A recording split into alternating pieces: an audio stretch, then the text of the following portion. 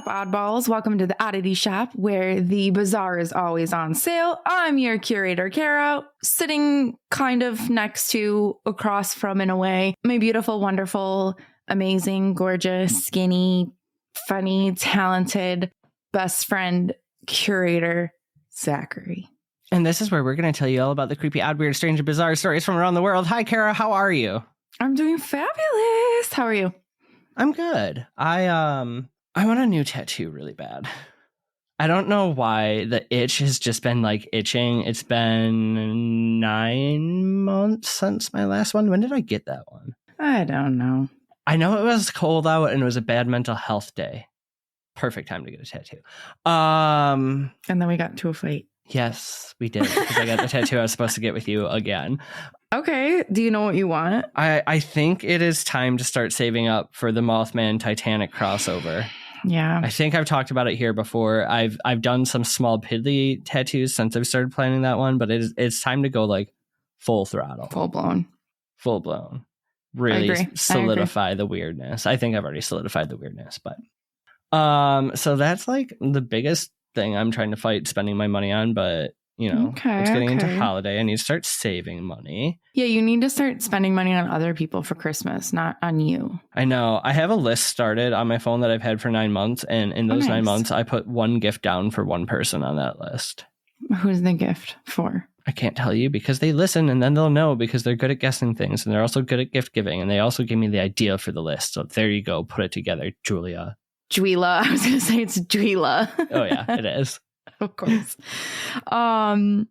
Okay. Well, I started gathering some ideas for Christmas. I don't know. That's about all I've got for that. I don't really have anything too new. While you're doing Christmassy things, let's remember we made a pact months ago that we are not gift giving this year. Gift giving this year. Okay. Just reminding you. Okay. What else is going on in your life? I've been enjoying that on Patreon. You can have like text chats. Basically, you can have like a group text chat with everybody, or you can have like separate text chats. And that's kind of fun because it's like I'm actually texting you guys. I do love it because it does like podcasting. I feel like we're just shouting into an empty room forever. It's so nice to like have the conversation. Mm-hmm. What I will say, and I do apologize, is that the alerts on Patreon for us are not good. The notifications are not good. So unless I go into it, and sometimes I have to go on my MacBook for the alerts pop up. So sometimes I don't see messages right away and then I feel sad. So I'm sorry for that.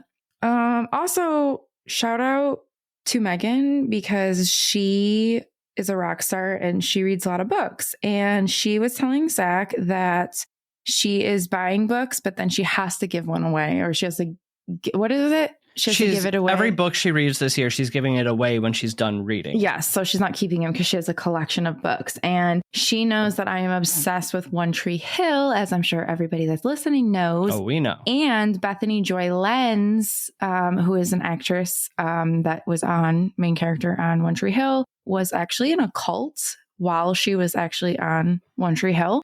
And so she recently came out with a book and it's called Dinner for Vampires and it's all about it. And so she said she's going to send it to me. And that is just so thoughtful. And I was telling Zach, I'm just like so touched because it's just such a good thought. But I did download the book on Audible, but I haven't even gotten into it yet. But I was going to buy the book because I wanted it physically, but I'm so bad at sitting down and reading. But now it's gifted to me. So I'm like, I think I'm going to use it. I'm going to read it.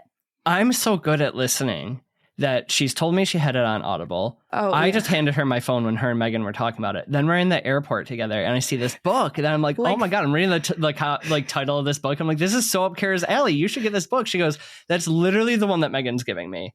But it was literally like hours before he's like, oh, here. I'm like, oh my God, that's so thoughtful. We're like walking through the airport and he goes, wow, this book looks like you should really get it. He has no idea. He just saw vampires. That's all he saw. I saw vampire and cult. And he has no idea that it has anything to do with One Tree Hill or anything. And then I'm like, you idiot. That's literally the book that she's sending me. He's like, well, then good. You should read it. So anyway. Well, we're giving shout outs to people. One last shout out before we get into it today. I am so appreciative of your husband. So I was just talking about him last week and saying how I love that I always get they're just these random weather updates because he in another life was obviously a meteorologist. And as we're sitting here and you're recounting all this, I just get a text and this is all it says. There's no intro. There's no end. You should be getting snow at some point next Wednesday through Friday. That's it. So I now know what to expect for weather. So thank you, Erin. Do you know what just off of this, and then we've got to move on, I know. My grandma, even when I lived out of state, would call me all the time. And I will cry if I think too much into it, but she'd always tell me the weather. Hey, be careful, honey, because it's going to be a storm and it's going to rain really bad. It's going to be this, it's going to be that. And I'd be like, okay, thank you, grandma. Like, thank you. And so she was always on top of it. And she was always calling everybody to tell them what their weather is going to be like. And it just makes me so happy that Erin does that. Yeah, it is. It is so like quirky, I just love but it. cute. I know. It is. All right. You ready to get the shop open before you start crying? Yeah. Do you have a question for me? I do have a question for you. Okay. What is it? If you had to, or were going to, dispose of a body in your own home, how would you do it? By in my own home, what do you mean? I'm not giving you any reason on how the dead body got there, but there is a dead body now inside your house, and you have to decide what to do with it. But you said I have to dispose it in my home? Or it's just in my home and now I have to the dead body is in your house. How are you going to dispose of it? Okay. Well, I've thought about this way too many times. Okay. Realistically, a body is too heavy for me. So unfortunately, I'm probably going to have to like hack it up a little bit, but I'm not going to go anywhere to buy any supplies. So whatever I have in my house, I'm going to hack the shit out of it. It's going to be in my basement, my garage, somewhere no one can see me. I'm not going to make it obvious. The neighbors won't fucking know. Then once I have it like probably in enough pieces that I could put it into one of my hundreds of like totes that I have like those 100-gallon totes like for Halloween decorations and shit. I'm going to put it in that. I'm going to drag it into my garage. My garage doors are still going to be closed. No one can see. I'm going to haul it in my car. Okay, cool. Now I have to plan some sort of day around going to a farm with feeder pigs, and they have to be feeder pigs. Feeder pigs eat absolutely everything down to the fucking bone. And then I will dump these parts to the feeder pig pen, and then I'll just go home. The fact that there wasn't even an in that story is disturbing. I'm just saying it right now. When Erin disappears, that shit was premeditated. You've thought too much. I know, and now I just gave my plan away to, I was gonna say millions, but hundreds of listeners. Lucky if we're at hundreds. All right. Are you ready? You're not gonna give us you don't have one.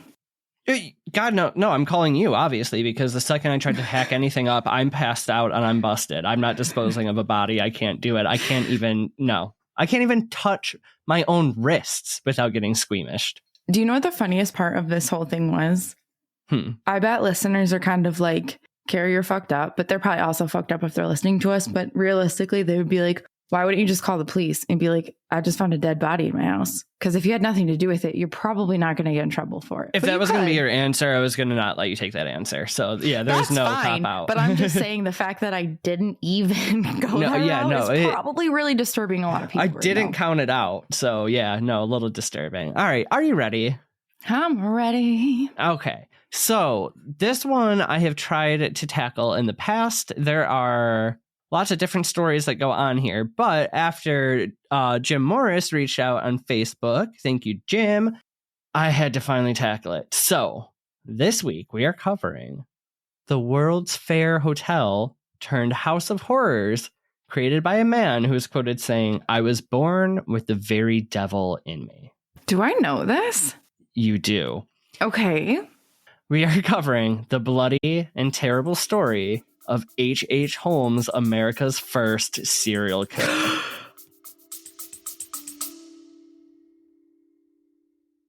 Ever wanted to spend the night ghost hunting in a haunted asylum? Eloise Asylum presents Paranormal Lockdown. On April 5th from 7 p.m. to 7 a.m., you can run the asylum. Discover history, haunts, and the secrets of the past, led by Metro Detroit's premier investigators. There's a limited number of tickets to this exclusive event, and it will sell out. So get your tickets today. Use the promo code HUNT and save $5 off each ticket. Paranormal Lockdown, April 5th at Eloise Asylum. Visit EloiseAsylum.com. I love him. I thought this was going to go by like the documentaries I had seen in the past, but like there's some crazy stories here. Mm-mm. But you know me, we're going back in time. We're starting with the history first. So H.H. Holmes was born Herman Webster Mudgett. Yeah. It's a terrible name. Awful. On the 16th of May, 1861. Well, I would assume his parents. Well, why? But he was... They wanted him to become a serial killer. Pretty much. Mudgett? So Mr. Mudgett was born in Gilmanton, New Hampshire. And by all accounts, he had a pretty normal upbringing. His parents were normal and respectable. Okay. So we're going to do that side note again real quick. There's a ton of facts that counter each other, and there's a lot of embellishment in the story. And we're going to get into where some of that embellishment came from. But one of those facts was that he had an abusive father who regularly put him to sleep with chloroform, blah, blah, blah, blah, blah.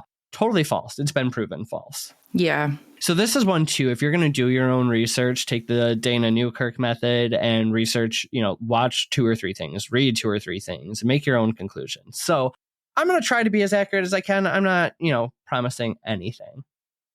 He is the third child of Levi and Theodate. So Levi Mudgett and Theodate Price. So that's who named him. Theodate. I kind of like that. Theodate? Yeah. Theodate? He always did really well in school. He attended a private academy. He graduated with honors. He was always known for being really, really intelligent, especially from a young age. Can I just say one really quick little thing? Do you know what I've learned about all of the true crime that I've listened to? They're always geniuses. No, they're either geniuses or they're stupid as fuck. So you need a child that is just in the middle. Just ordinary, not a genius, not a dumbass, just a middle ground person. So do we think that's actually the case, or is it one of those things where they always say they're smart, kind of like when somebody's murdered, they lit up the room? Okay, anyways. I don't know. But we know smart kids in school, they tend to get bullied. And for Holmes / Mudgett, it was pretty bad. So some of his classmates found out he had a fear called iatrophobia, or fear of doctors, which I didn't even know had a name. I've called it white coat syndrome my whole life. Bro, same. Heard the you. So a couple of the bullies, though, forced Holmes into a hospital after telling him there was going to be body parts all over the place. They get to the hospital. They force him to go face to face with a human skeleton. And the bullies put the skeleton's hands on his shoulder or face, trying to scare the living crap out of him. Which, why wouldn't that scare? That's so weird. I understand the times that you could just break into a hospital and there's just a human skeleton there that these kids just had access to. Mm-hmm. What fucking weirdos, though? You know what's even weirder? Turns out Holmes was only afraid of the doctors because it did not scare the crap out of him. In fact, it ignited something in him. Of course. He was not afraid of the human remains. He was, in fact, intrigued. So, from this very moment, he started to develop an obsession with death and deceased bodies. I wonder if it was he overcame his fear in that moment, and that's what sparked the trajectory of his life. Oh shit, these bullies are bullying me. And it's kind of that aha moment, fuck you. Or you know what I'm talking about? You see the underdog, it clicks for them. This is not this is a really bad analogy, but I think it's the same way. The movies I'm talking about. Yeah. It's the underdog, it clicks and it's just you guys don't matter to me anymore. This doesn't matter, whatever. It's kind of that same thing. Okay, cool. Guess what now? I don't even have that fear anymore. It just Well, it clicked for our underdog because he starts collecting and dissecting animals. Of course. And then decides to pursue a degree in medicine. Okay. So before going to school, he meets Clara Lovering at the ripe age of 17. The two get married in 1878. Clara Lovering. They kept it a secret at first, but within a year, the secret's out because she got pregnant and gives birth to a son. But imagine going from Clara Lovering to Clara Mudgett. Yeah, no, thank you. Holmes, though, is still going to school. He takes an apprenticeship at the same hospital he was forced to face that skeleton. Well, why not? And he starts to act a little bit violent towards Clara, openly hits on other women. Their marriage is just kind of on shaky ground. So you know what happens? You just got to move. So in 1882, the three of them head to Michigan, where Holmes continues his studies at the medicine and surgery program at the University of Michigan. Local shout out. Let's go. Oh, oh. Shortly after, Clara returns home with her son and 2 black eyes. And while their marriage is never officially ended in divorce, it's basically over. Yeah. So he never actually divorces her, but he does continue his schooling, and he becomes obsessed now with the dissection of cadavers, often taking the bodies of babies home with him on breaks to practice, leading his classmates to refer to him as unnatural and unnerving. Which is disturbing that he's just allowed to do that. Yeah. Well, it's unclear on... He was a good talker. But if everyone knows about it... Yeah, that's true. One of his landlords actually has to bar him from bringing bodies into the home because at one point, after a terrible smell, a dead baby was found under his bed. That's so disturbing. Yeah. So fucked up. He claims that it was all for school. Like I said, he was a good talker, but it kind of seems like he might have had more of an involvement in procuring bodies than just getting them from class. Okay. Gets weirder as time goes on. He starts doing surgeries on animals for fun, and now just straight up stealing cadavers from the school.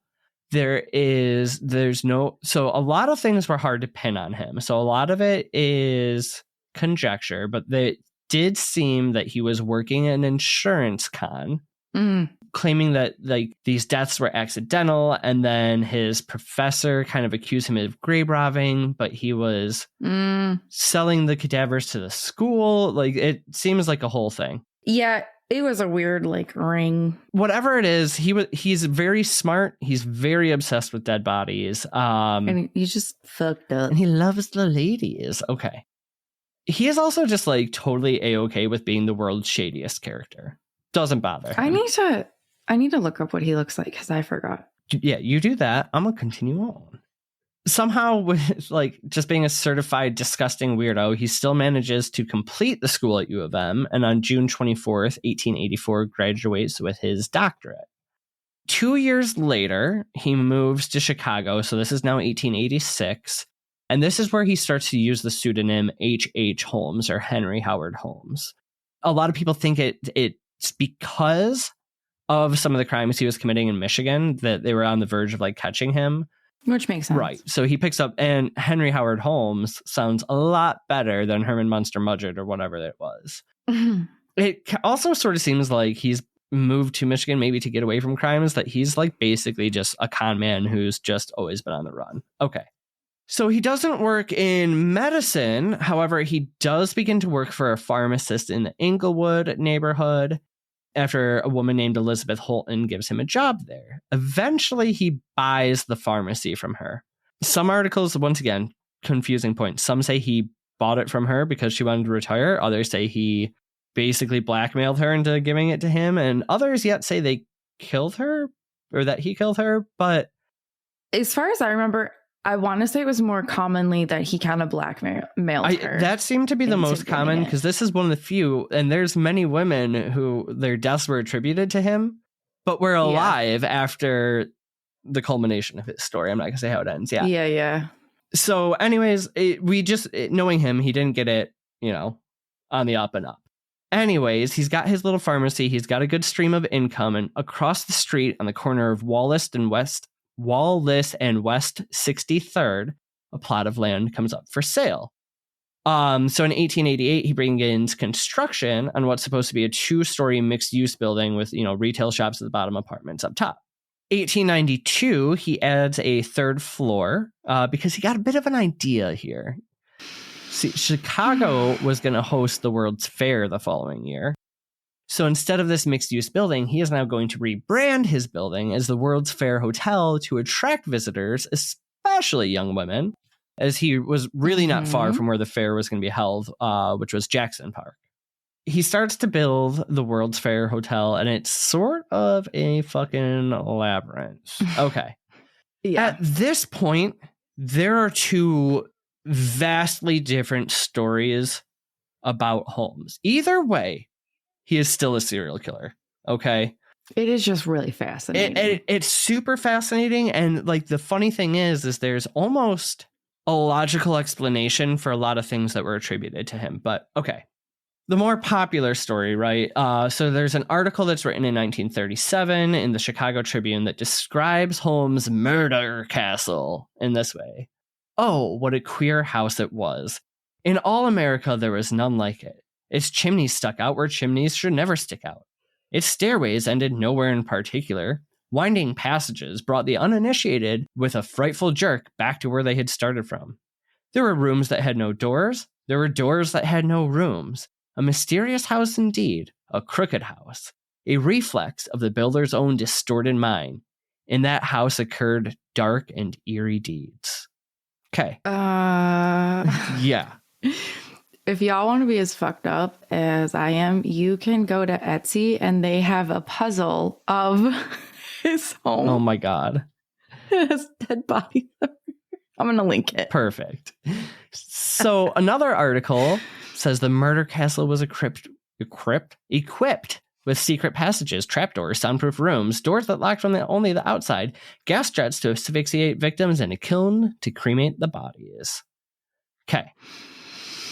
It reminds me of the Winchester Mystery House in a way, completely opposite way. Yeah. Just like the layout of it, right? So it is with the murder castle that stories of H.H. Holmes that are still popular today come about. It said, even some by Holmes' own confession, that he was luring women attending the fair back to the hotel where he would drug them, give them alcohol, disorient them, get them lost in the castle, lead them to different rooms where he would use things like chloroform. He would bury them alive. He would asphyxiate them, light them on fire, and all sorts of horrors. Yeah, it's really fucked up. Some of the women he would court, get engaged to. There was always some sort of insurance money scam that he was running, and that once they were dead or disappeared, he'd collect the funds. Okay. All these reports and articles were running even after Holmes' death, and the rumors go that he killed up to 200 people in the castle this way. Although, this is where it's a little bit sensationalist, where that number is likely much, much, much lower. And there's almost no solid evidence that any deaths occurred in the house at all. Yeah, which is just weird. Right. 200 people, that's a lot of people. I mean, I guess in the grand scheme, I know that there's a stat out there of like how many people you meet a week, a month, a year in your lifetime, and it's like an astronomical amount of people. Like you can't even comprehend it. I mean, if he was running a hotel down the street from a World Fair, sure. Right. But to you kill that many people. Well, that's what I mean. Right. Like, it's not that it's not possible, but it's just that's so extreme. I think the bigger part of it is many of them went missing for a long time. And with the insurance fraud that he was doing, and he's always had access to cadavers.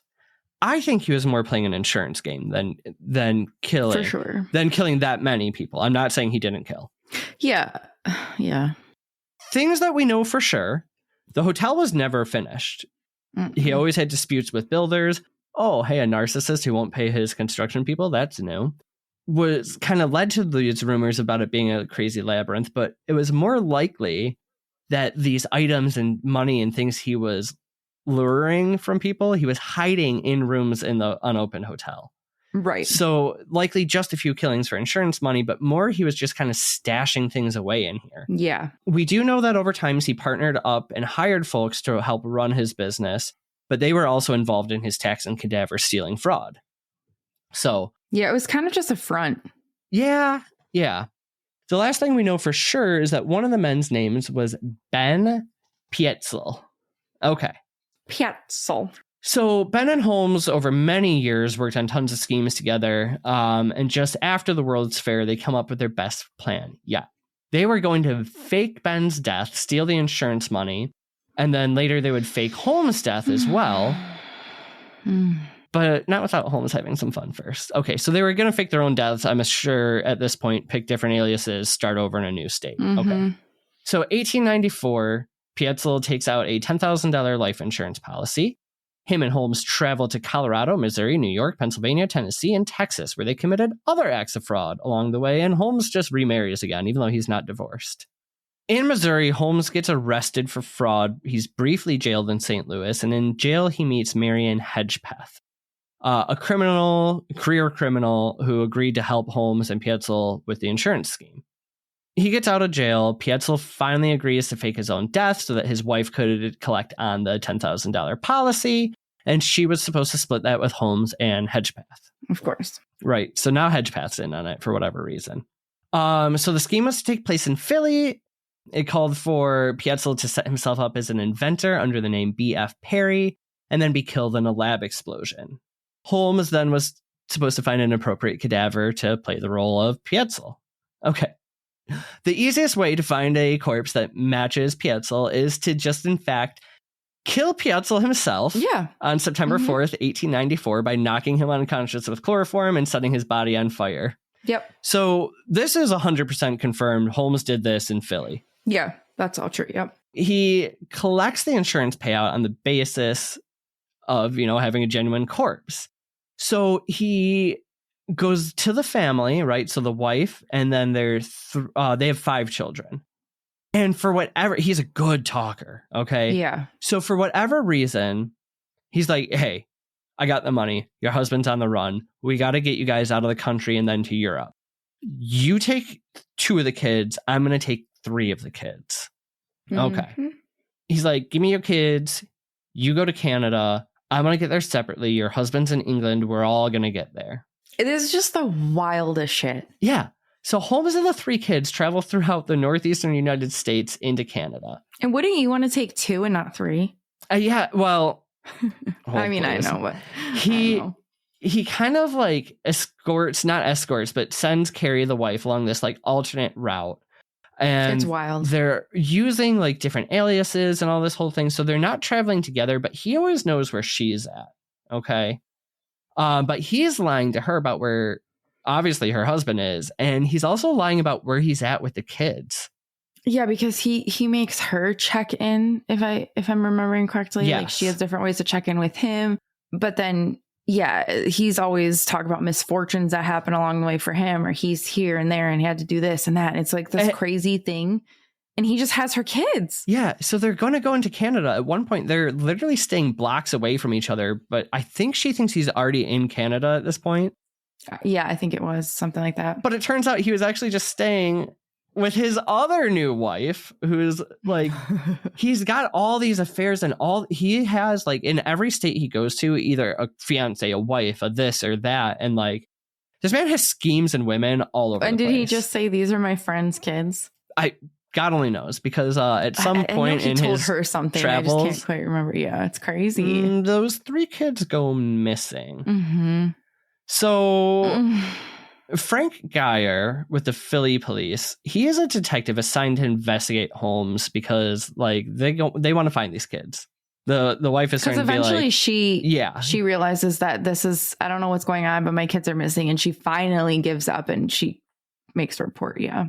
So the kids did make it to Canada. We do know this because Geyer is tracing Holmes' steps, and eventually he finds the decomposed body of 2 of the children in the cellar of one of Holmes' rental homes. Holmes' rental homes. That's a tough sentence.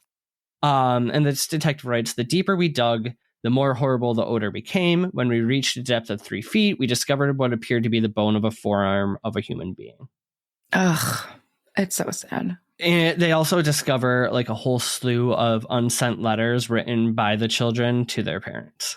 Yeah, it's fucked up. So the information led to further investigations of, now they're going to look into his other properties. So Geyer then goes to Indianapolis, where Holmes had rented a home in the Irvington neighborhood. And this is where they trace his steps literally to the pharmacy where he bought the drugs to kill Pietzel. Mm-hmm. And a repair shop where he had his knives sharpened that he used to chop up the body before he burned it. The final of the missing 3 children, his teeth were actually found in the house's chimney. So at some point Holmes is like now going in circles. So he took the kid back to the house in which he killed. It's terrible. Okay. Well, and it's just like, obviously he's not mentally stable. He's fucked up. We know that. But it's like one of those things where it's like, you could have, I don't want you really to kill anybody, but you could have just killed her husband and just been like, hey, I'm going to meet all you and the kids here because with your husband. Like, you could have still done that ploy and stole the money. My thing is, I think he thought he was so much smarter than everyone else. So like, if his slew of cadavers, right, all of a sudden he can't get one, he's just gonna make one. Right, but I just mean, like, there was really no point that I can see taking the kids. Yeah, I think that was just for his sick I guess little the only reason that he would take the kids is for her to keep following them, but there was really no reason for her to do that. He had already gotten the money from her. He could have just been like, here's the address that we're going to be at, meet us there, and just like fucked her off. You know what I mean? Bye. I think it was more of a control. She knew too much, and if she got to England and realized that the husband wasn't there, he's fucked up. Yeah, she would have sold the whole thing out. So anyways, this murder spree finally ends. He's arrested in Boston in 1894. So he was tracked there from Philadelphia by Geyer and this private Pinkerton National Detective Agency. He was actually held at first on an outstanding warrant for horse theft in Texas. And they were like, just hold him on something. We don't want him to flee the country. Yeah. So the following year, July 1895, comes the discovery of the two other children's bodies that we were talking about earlier. So they were found in Toronto, but it was some places had different years on when they were found, this or that. The closest thing I could find to an actual date is 1895. So the Chicago police and reporters begin investigating the castle now and all his other buildings, right? So though all those sensational claims were made, no evidence would have been found to convict him of anything in Chicago. Yeah. So there's a lot of circumstantial evidence, and this is where some of those big, like the stories and the documentaries and videos all cling to, right? There was a piece of a human bone, possibly from a woman named Julia Connor. There was possibly the remains of a child, but again, he had cadavers that he was practicing on all the time. Yeah, so it's hard to say if those were just stolen from the hospital, which is awful, or if, So there was a burned gold watch, burnt dress buttons, and a tuft of female hair found in the chimney flue, but nothing that would say he was, killing 200 people in this house. Like, there would be a lot more. Yeah. So we know he killed at least a few people. Very likely he did a handful more of these women. God knows if it was in Chicago, anywhere around the United States. But he did not rack up the body count that he's attributed to with at the hotel. Also, there was, a lot of secret spots, but like we said, all they found was all this like stuff he was trying to hide away. So it wasn't, I think this was kind of his front of where he was getting money. Because for all intents and purposes, the caretaker was reporting the books like it was running well. I think this was his front business. That's kind of what I said. And correct me if I'm wrong, but it's kind of said that like all these people around him like that disappeared, like, right. So like they would disappear. He would take the insurance, but then he was stealing all like their furniture, everything from their businesses. And he was basically hoarding all of their belongings. And then he was putting it in this quote unquote castle. Yeah. So it was like weird. So it was like, I think that was also the thought, is that he didn't necessarily kill them all in the castle. It's that he killed them other places, but he was taking all of their belongings. Exactly. He was taking their money, their life insurance, all of their belongings from their home, their businesses, and he was hoarding it in the castle, basically making it a front. And then what he would do is he would then bargain with other people and be like, oh, well, I've got this couch, give me blah, blah, blah. Cause I've got this couch in my fucking castle just sitting there. He was just always scheming. He never stopped the con. I don't necessarily think that he killed that many people in his castle. No. I think he was killing them other places. Absolutely. And then taking their shit. So I don't necessarily think that the body count is 200, but I think it was a lot. It's decent. And I'm going to say, based on some stuff we're going to get into a little bit later, I don't think he knows. No. So anyways, think of all the lies and the aliases and the fronts that you can't keep track of that. You can't keep track of all your murders. So 1895, he is put on trial for the murder of Benjamin Pietzel. He's found guilty. He is sentenced to death. It was also evident that he had murdered the 3 missing children. Following the conviction, he does confess to 27 murders in Chicago, Indianapolis, and Toronto, and confesses to 6 attempted murders. So this is where the famous quote comes from. I was born with the devil in me. I could not help the fact that I was a murderer. No more than a poet can help the inspiration to sing. Mm. Okay. Mm-mm-mm. We've been talking about the whole time, right? That weirdness, things getting blown out of proportion. Some of the people he actually confessed to killing during his trial were very much alive, and his story changes constantly, multiple times to the police, and it's so hard now to figure out truth from fact.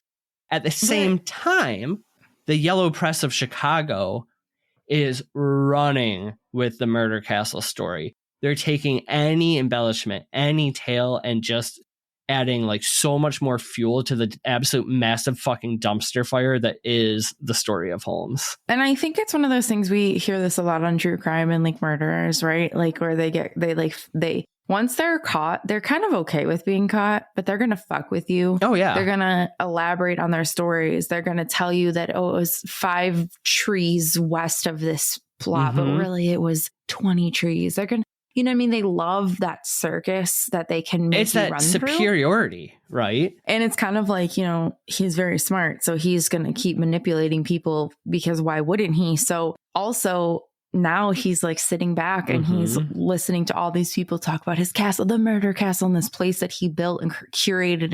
And it's like, he is just like, So he is almost proud of it too, right? He's going to that's what I mean. Yeah. Like he's just sitting in the glory of his which, I mean, what legend, a life. Essentially. Literally just runs around the United States with leaving wives, cons, confusion everywhere he goes. We'll never know how many people he killed, how he did it, right? We do know for sure he at least killed 4, the Pietzel family. Yeah. And for that, so he is convicted for their murders. He is sentenced to death. So on May 7th, 1896, he was to be hanged at Moyamensing prison for the murder of Pietzel. And until the moment of his death, he remained calm, amiable, showed no signs of fear or anxiety. However, this asshole actually makes the request that he has the goddamn audacity to make the request that his coffin be contained in concrete and buried at least 10 feet deep, as he feared that grave robbers would try to steal his body and use it for dissection. Bro, I wonder why you have that fear, sir. So him saying that leads me to believe that he absolutely deserved what happened next, because as he was hanged, his neck did not break, and instead he slowly asphyxiated over 15 long minutes while twitching the entire time. That's so fucked up. But they must have felt bad for him, because right after, he is buried 10 feet deep in concrete in an unmarked grave in the Holy Cross Cemetery in Philadelphia, which I think is actually egregious that they listened to him. And I think it's less about them listening to him and more about them going, actually, he's probably right. We don't want to deal with this. No, for sure, because you don't, I mean. Yeah. So remember Marion Hedgepath from prison, who he got involved in the whole, insurance scheme with Pietzel and everything. Well, Marion Hedgepath became an informant that helped the police track Holmes. Ooh, we love an informant. And they're later shot by the police in a hold-up situation after being pardoned once. Oh, never mind. Well, I don't know.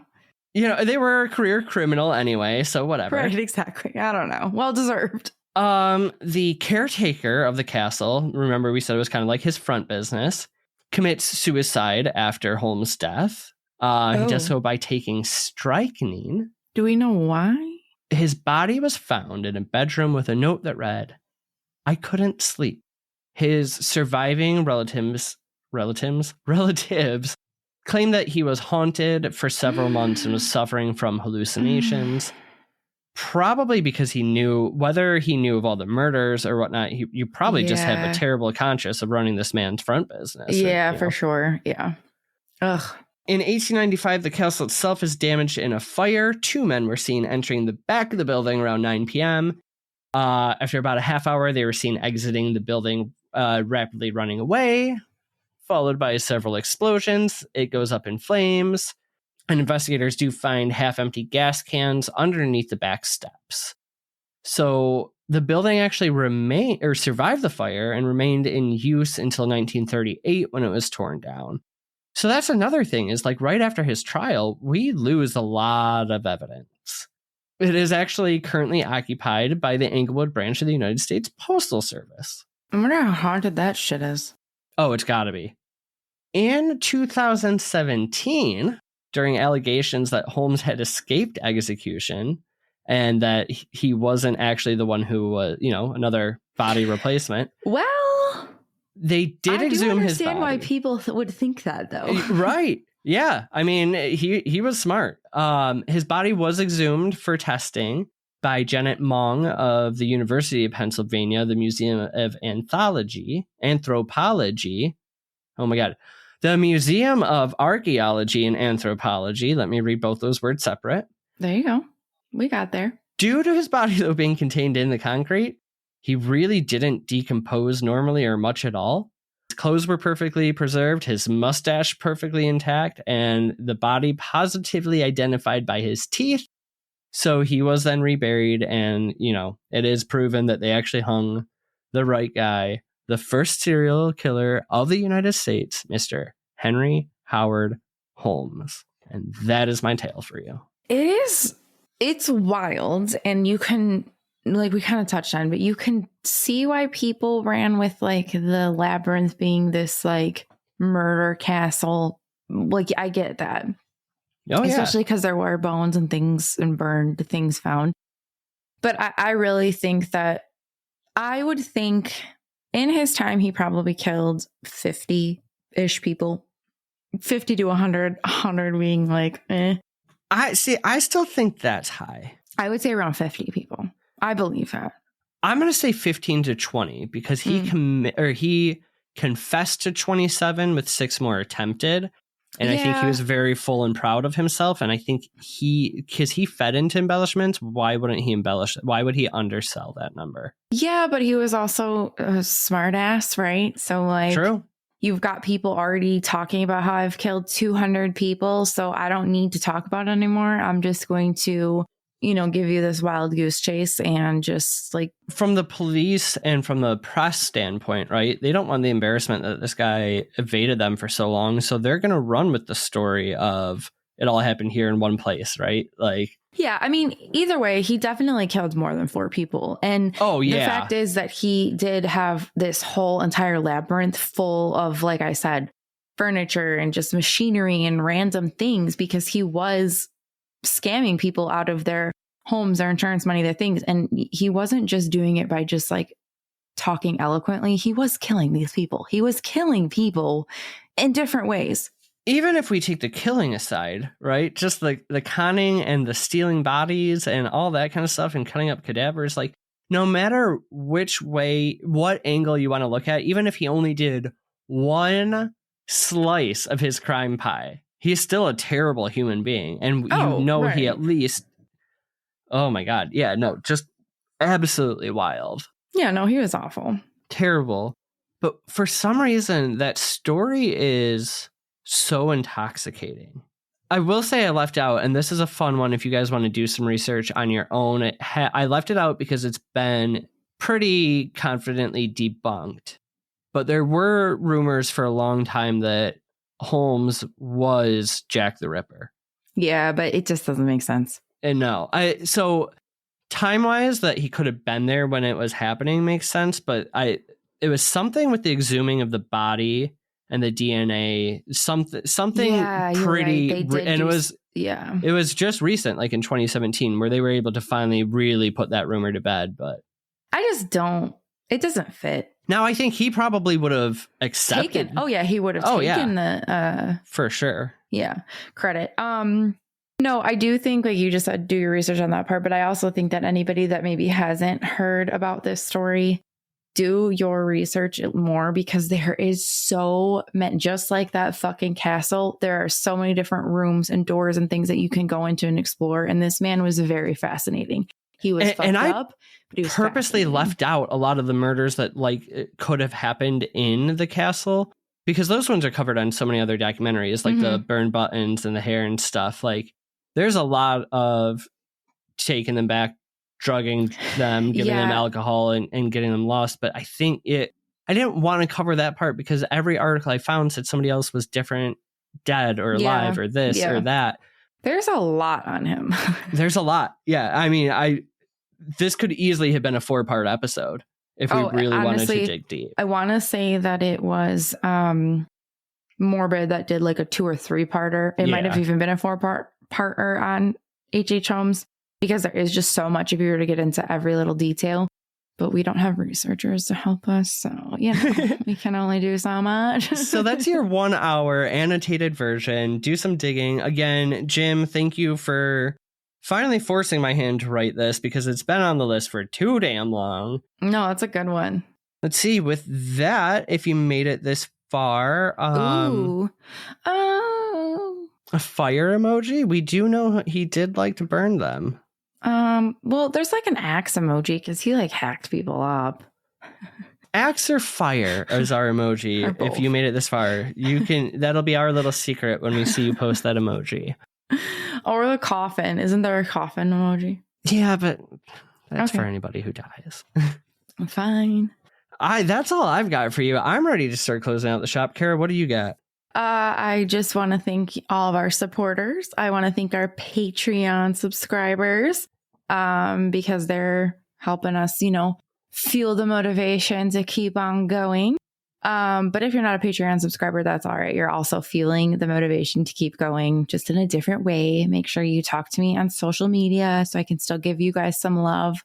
That's really all I got. I'm just thankful and appreciative, and it's almost, Christmas. So hopefully we don't have too much drama going on in our family and our lives. It's just all good stuff. So, do all that. Be happy, be merry, be bright. But most importantly, creepy real, you oddballs. Goodbye. Bye.